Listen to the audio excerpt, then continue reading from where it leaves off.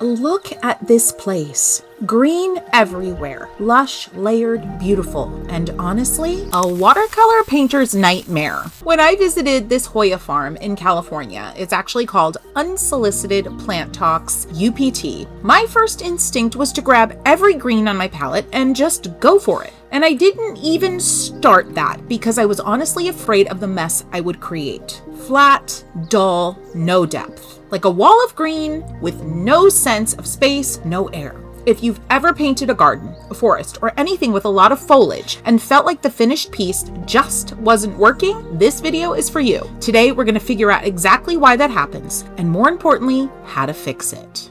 So there's a problem here, and it's called value collapse. Yeah, I like to make up new names for things, so this is one of those moments. So when value collapses, it's like you can't see the depth of something anymore. It starts looking ineffective or unconvincing. You're painting and it just feels wrong. It feels boring. It feels like you're failing. Here's what's actually going on. When a scene is dominated by one color, in this case green, our eyes struggle to find the contrast they need to read depth. In real life, we're viewing a garden and our brain fills in the gaps. On paper, we have to do the work. Value is the lightness or darkness of a color, completely independent of what that color actually is. When we focus on mixing the right shade of green, we often forget to ask, is this green the correct value for what I need to do on the page? And when every green in a painting sits at roughly the same value, lightness or darkness, the scene loses all sense of distance. Foreground leaves merge with background leaves, nothing pops, nothing recedes. The good news is that this is completely solvable. There are 3 things you need to learn and put into practice, and we're going to go through them all today.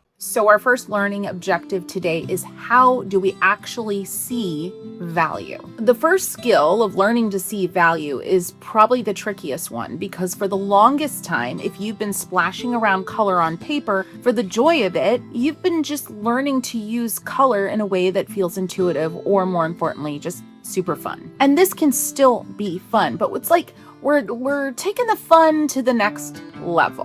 Because color in this conversation, I'm sorry, don't get mad at me, but color doesn't matter.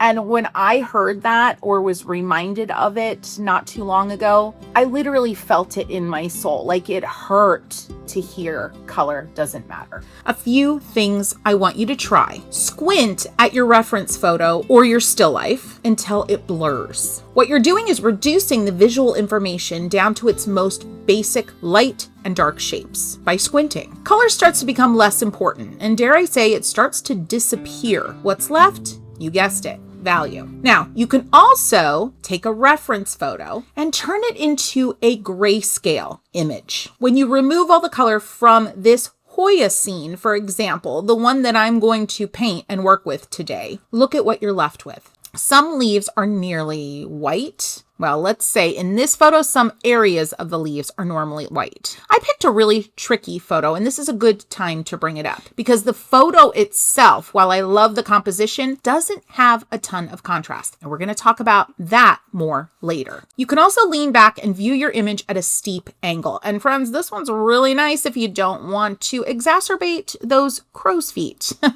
if you know what I mean. You'll get the same effect as squinting here, reducing the amount of visual information so you can notice the value more easily. So next we need to understand how to map out value in our subject matter. Once you can see value, the next step is mapping it out. Essentially, it's making a quick plan before you even pick up a brush. And notice I said quick because I don't want you to get stuck here. I want you to be intuitive and just instinctual and then move on to the fun part. Let's keep it simple. Let's work with 3 values, your lightest lights, your darkest darks, and a mid-tone, one mid-tone. Sometimes I like to go to maybe 5 or 7 for more complex scene, but 3 is enough for right now, and it's going to create very convincing depth in your painting. Take your reference photo, in this case, the Hoya, and let's ask ourselves, where's the lightest light, where's the darkest dark, and where's the middle? Now, there's lots of middle in this photo. Remember, we're trying to simplify here. Here's a quick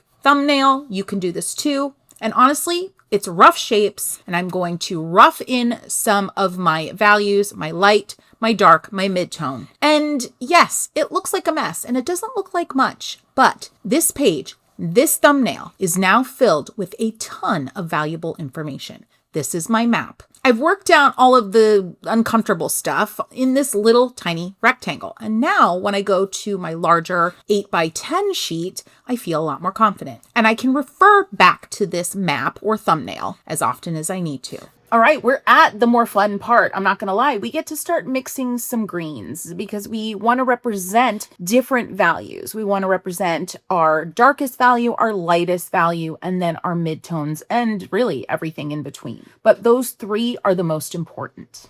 I want you to take a sheet of watercolor paper and I want you to just play around. Fill that sheet with a bunch of greens. Use yellows, use blues, use teals, use purples, use pinks, use a little red, orange, I don't care, but don't just use greens. You can see what I'm discovering here is there's a lot of really cool ways to make greens darker by adding really unexpected colors. Now this gets into color theory, and that's not what today's video is about, but I do have a stressless color theory video. I'm going to include that in the description. You can watch that after you're done here. So you filled your sheet. I want you to go ahead and examine this page full of greens. And I want you to circle your darkest green. I want you to circle your lightest green. And then I want you to circle your mid-tone. And you probably have a lot of mid-tones on this sheet, so just choose your favorite. These are what we're going to use moving forward. And now I'm getting into my quote, final painting. This is not going to be perfect. This painting is not necessarily going to be a masterpiece. But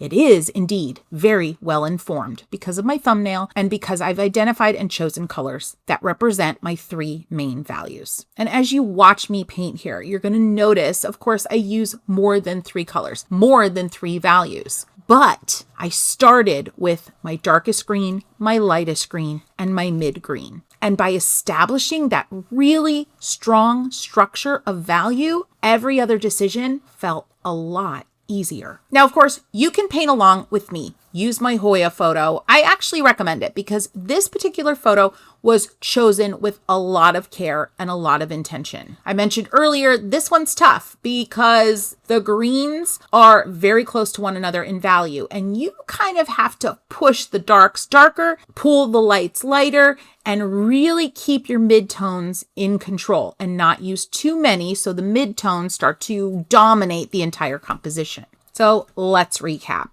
You're going to understand that you need to start squinting, leaning back, or turn your reference photo into a grayscale image. And that is going to change everything for you in understanding and seeing your values. Then you want to get used to doing a thumbnail and start mapping things out. Then we want to swatch some colors and choose our 3 colors that represent darkest dark, lightest light, and our midtone. And then have a blast. Happy painting, friends.